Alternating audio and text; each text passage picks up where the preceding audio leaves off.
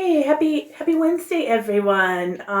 This is Ms.louisa here, and I'm going to read two stories today. The Pigeon Wants a Puppy and the Storybook Night. Here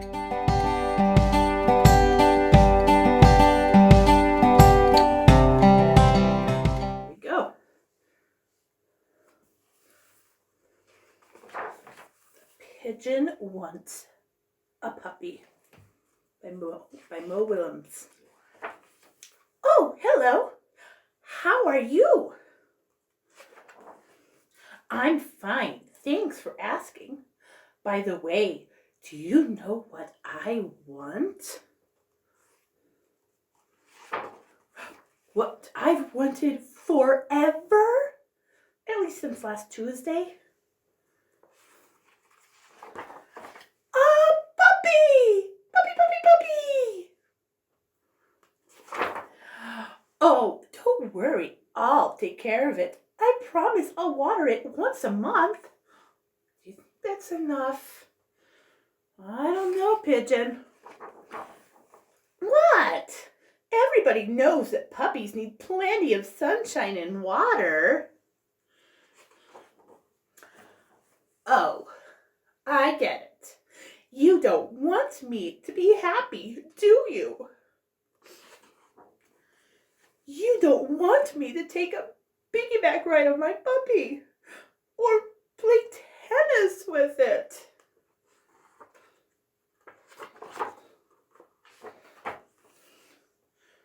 You just don't understand. I'm a puppy-loving pigeon. Aww, puppies. I want a puppy right here, right now. Ooh. Woof. What's that? Woof, woof. Is it possible? Have my dreams come true? What do you think? Woof. Ah!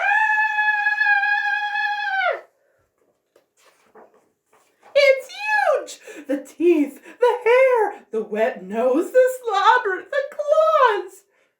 I mentioned the teeth, right? Really, I had no idea. I've changed my mind. I want a walrus. That end. All right. And now for book number 2, The Storybook Night. It says, even dragons love a good story.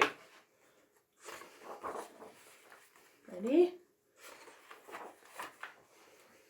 Leo was a gentle knight in thought and word and deed. While other knights liked fighting, Leo liked to sit and read. He was kind to every creature, he wouldn't hurt a fly. When Mom and Dad said, knights must fight, he couldn't quite see why. One morning, Leo's parents said they'd like to have a chat. There was nothing wrong with reading, but he couldn't just do that. They'd seen an ad that morning in their favorite magazine. A dragon needed taming. Leo wasn't very keen. Nonsense, you'll enjoy it. It'll stop you getting bored. In case the dragon's scary, here's a brand new shield and sword.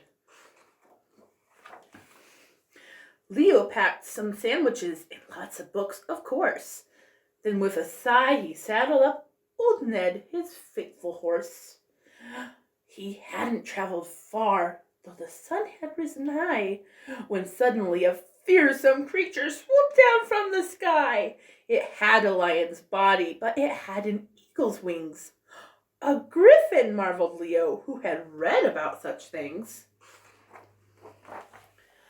Come on, snarled the griffin, I dare you to a fight. I'd rather not, said Leo. It wouldn't be quite right. I've got my brand new sword with me, so I'd be bound to win it. But how about a story with some pictures of you in it? Yes, please, the Griffin nodded. He really was quite vain. So Leo read a book to him once, twice, and then again. It's yours to keep, said Leo, as he clambered back on Ned. Oh, thank you, cried the Griffin, and he bowed his noble head. Leo rode for hours, though the heat was quite extreme. Then stopped to have his picnic by a welcome mountain stream. Who dares to trespass on my bridge? Inquired a hungry troll. It's only me, said Leo. Would you like to share my roll? The troll just laughed. No, thanks, he growled. I think I'll just eat you. But Leo said, my armor's pretty difficult to chew. I've got a brilliant book, though, if you'll hang on just a minute. It's full of juicy goats, and look, it's even got you in it. What book do you think that is? That sounds good, the troll replied, his hunger put on hold. So Leo read the story, with some changes, truth be told. It's yours to keep, said Leo, as he clambered back on Ned. Oh, thank you, cried the grateful troll, and bowed his heavy head. Leo kept on riding through that long, hot afternoon. At last he came upon a town as empty as the moon. The leaves were burnt on every tree, the grass and flowers too. He'd seen some messy streets before, but this was something new. Faces peered from windows, folks too scared to go outside.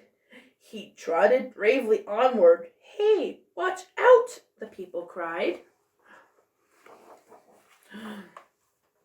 What he saw around the corner set him shaking in his shoes.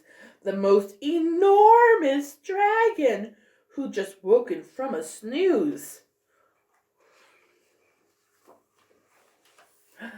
The dragon raised his eyebrows. Not another pesky knight. Don't worry, Leo told him. I haven't come here to fight. I've got the most amazing book with loads of dragons in it, but it's going in the trash unless you clean up right this minute. Oh, don't do that, the dragon cried. I'll clean it up right now, but I'm really bad at tidying. Perhaps you'll show me how? And one by one, so Leo taught the dragon how to shovel, scoop, and clear, and one by one the townfolk all began to lose their fear. Now can I have my story? Begged the dragon on his knees. So Leo read the book 6 times. A dragon's hard to please. It's yours to keep, said Leo as he clambered back on Ned. Oh, thank you, cried the dragon as he bowed his scaly head.